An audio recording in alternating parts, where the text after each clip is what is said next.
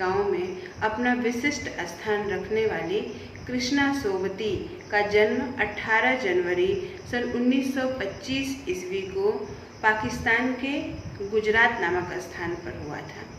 आपकी शिक्षा दीक्षा दिल्ली, लाहौर तथा शिमला में हुई थी। आपने अनेक शिक्षा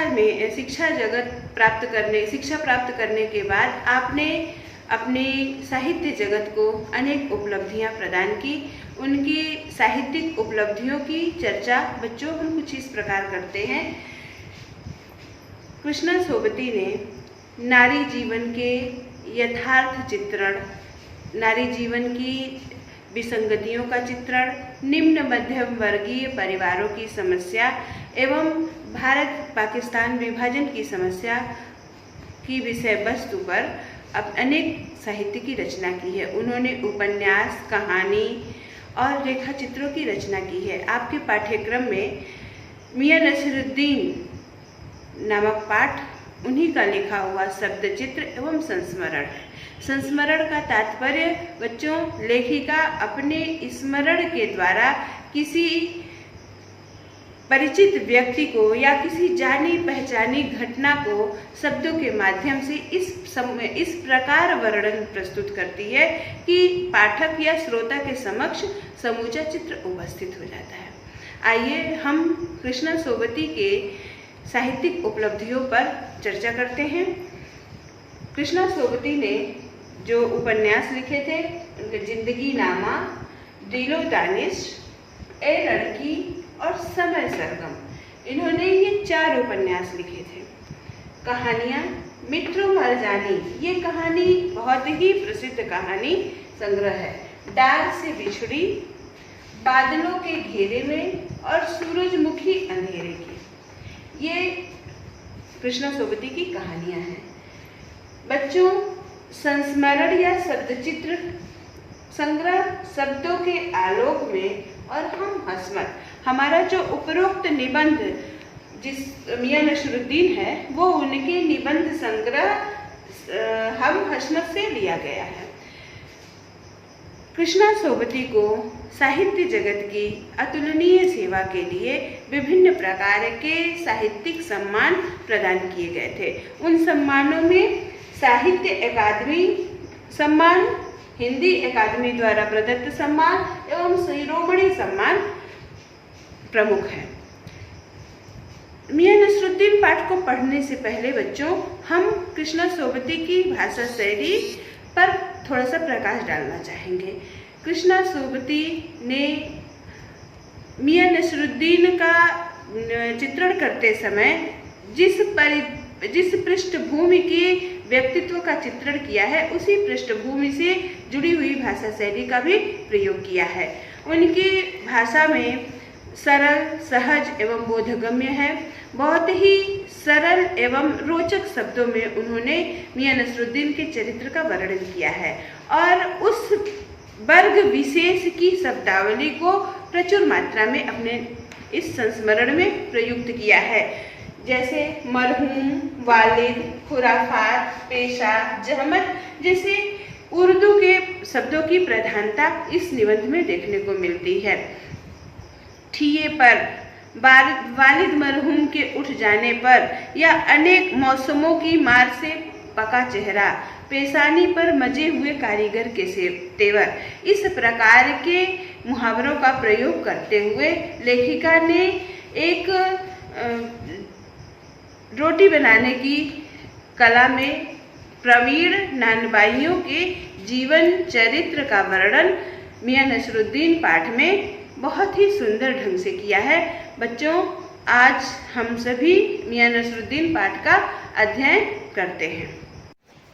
साहबों, उस दिन अपन मटिया महल की तरफ से न गुजर जाते तो राजनीति, साहित्य और कला के हजारों हजार मसीहों की धूम धड़क्के का अर्थ भीड़ भाड़ में नानबाइयों के मसीहा मियां नसीरुद्दीन को कैसे तो पहचानते और कैसे उठाते लुत्फ उनके मसीही अंदाज का। लुत्फ का तात्पर्य होता है बच्चों आनंद, और मसीही अंदाज का उनके जैसे सधुक्कड़ी भाषा होती है, सधुक्कड़ी या मतलब सन्यासियों की भाषा, उस तरह की भाषा मियां नसरुद्दीन इस्तेमाल करते थे।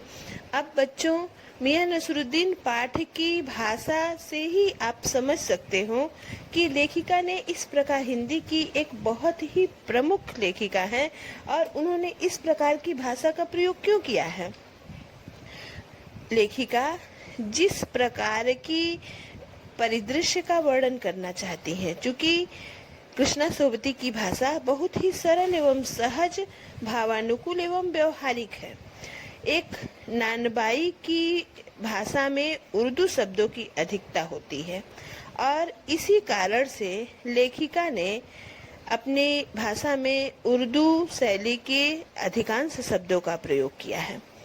तो कहती हैं कि साहबो उस दिन अपन मतलब खुद लेखिका स्वयं के लिए प्रयोग करती है कि उस दिन मैं अगर मटिया महल की तरफ से न गुजर जाती तो मेरा संपूर्ण ध्यान तो राजनीति, साहित्य और कला के विशेषज्ञों की तरफ ही केंद्रित रहता है। अगर मैं उस दिन मटिया महल की तरफ से नहीं गुजरती तो मेरा ध्यान मियां नसरुद्दीन की तरफ नहीं पड़ता और न ही उनकी इस जो अपनी कला में माहिर हैं, वो कला कौन सी है, विभिन्न प्रकार की 56 प्रकार की रोटियां बनाने की कला, नानबाइयों की जो कला है, उससे मैं अनभिज्ञ ही रह जाती।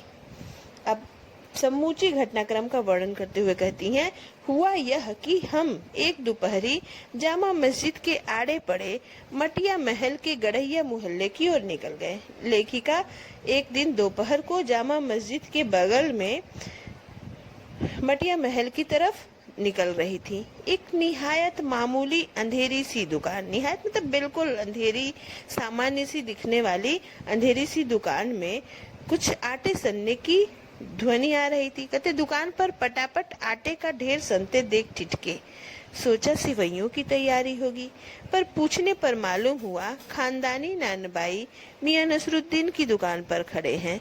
मियां नसरुद्दीन मशहूर हैं 56 किस्म की रोटियां बनाने के लिए। लेखिका कहना चाहती हैं कि जब मैं उस मार्ग से गुजर रही थी तो वहां पर आटों के ढेर के सनने की जो आवाज मुझे सुनाई दी, उस आवाज को सुनकर के मैं उस दुकान पर रुकी और पूछने पर वहां पता चला कि यहाँ तो मशहूर नानबाई मियां नसरुद्दीन की दुकान है और यहाँ 56 प्रकार की रोटियां बनती हैं। हमने जो अंदर झांका तो पाया मियां चारपाई पर बैठे बीड़ी का मजा ले रहे हैं। मौसमों की मार से पका चेहरा। अब बच्चों, मौसमों की मार से पका चेहरा का क्या तात्पर्य है, यानी जीवन के कई बसंत बीत जाने के कारण, यानी उनकी उम्र बहुत अधिक हो चुकी है। जीवन में उनके चेहरे को देख करके एक लंबा अनुभव दिखाई देता है। आंखों में काइयां, भोलापन। अब दो विरोधाभासी शब्द, काइयां और भोलापन। भोलापन शब्द आप जानते हैं सीधी साधे, और काई यानी कहीं न कहीं उनके व्यवहार में एक अजीब सी चालाकी और भोलापन दोनों दिखाई देता है। और पेशानी पर अर्थात माथे पर मचे हुए कारीगर के थे, यानी उनके समग्र व्यक्तित्व में एक सिद्धहस्त कारीगर के, एक परफेक्ट जो कारीगर, सिद्धहस्त शब्द मतलब अपने पेशे में परफेक्ट कारीगर के तेवर दिखाई देते हैं। हमें गाहक मतलब क्रेता समझ करके, ग्राहक समझ करके मियां ने नजर उठाई। फरमाइए, तो बताइए। झिझक से कहा, आपसे कुछ सवाल पूछने थे, आपको वक्त हो तो। मियां नसरुद्दीन ने पंचहजारी अंदाज में सिर हिलाया।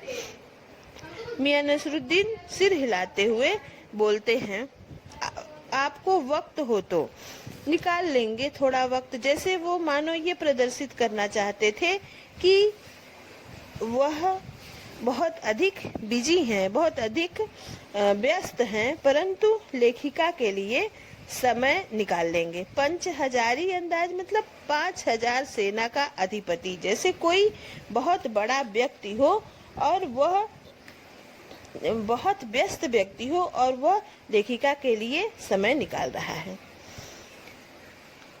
पर पर कहिए तो आपको पूछना क्या है। कहते हैं, लेखक कहते हैं कि आप क्या जानना चाहती हैं।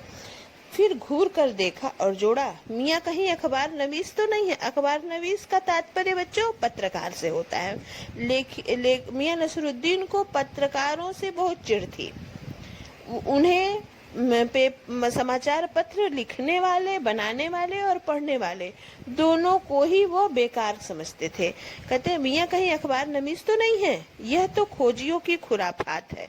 हम तो अखबार बनाने वाले और पढ़ने वाले दोनों को पसंद नहीं करते। यानी मियाँ नसरुद्दीन समाचार पत्र को लिखने वाले या बनाने वाले या पढ़ने वाले दोनों को नापसंद करते हैं। उनका यह विचार है कि दोनों ही निठल्ले अर्थात उनके जिनके जिम्मे कोई काम धंधा नहीं है, ऐसे ही लोग समाचार पत्र पढ़ते हैं।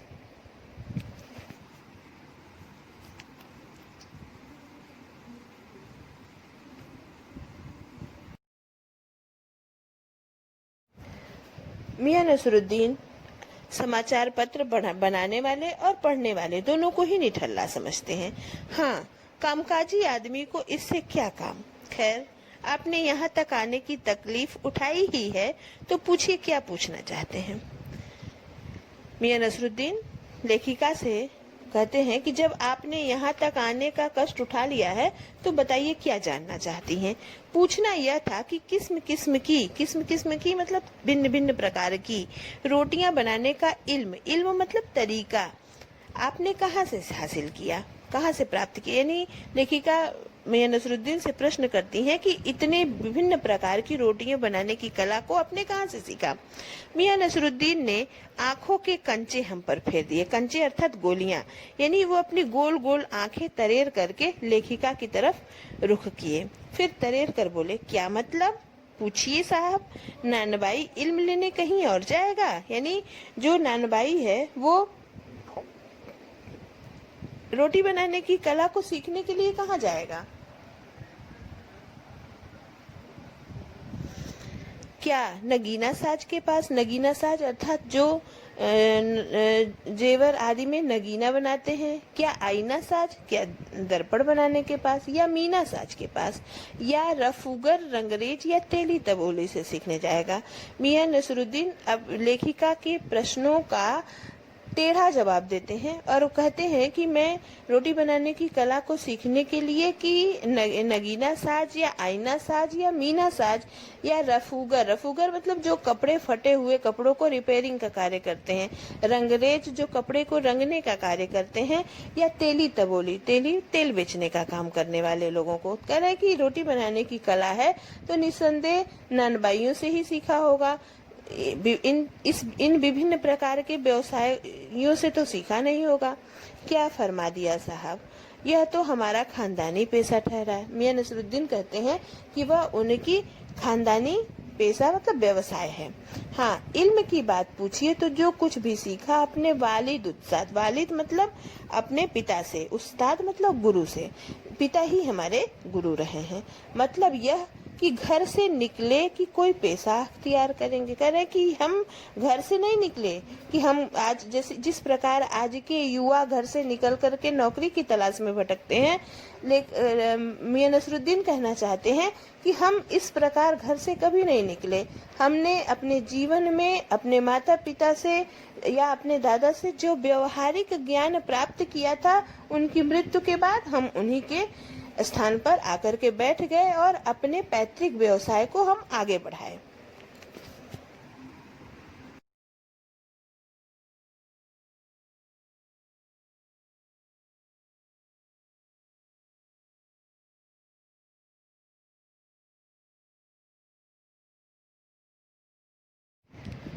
बाप दादा का हुनर था वही उनसे पाया और वालिद मरहूम के उठ जाने पर, वालिद अर्थात पिता, मरहूम माने स्वर्गीय हो जाने के बाद, यानी अपने पिता की मृत्यु हो जाने के पश्चात आ बैठे उन्हीं के ठिये मतलब उनके ठिकाने पर, स्थान पर, यानी जिस स्थान पर वह दुकानदारी बैठ करके किया करते थे उसी स्थान पर हमने स्थान ग्रहण कर लिया। कहने का तात्पर्य मियां नसरुद्दीन का यह है कि यह नानबाइयों का काम हमारा पैतृक व्यवसाय है और जब तक पिताजी जीवित थे वो इस व्यवसाय को करते थे। पिताजी की मृत्यु के बाद हमने यह व्यवसाय अपना लिया। आपके वालिद, अब लेखिका मियां नसरुद्दीन के पिता के बारे में कुछ जानना चाहती हैं।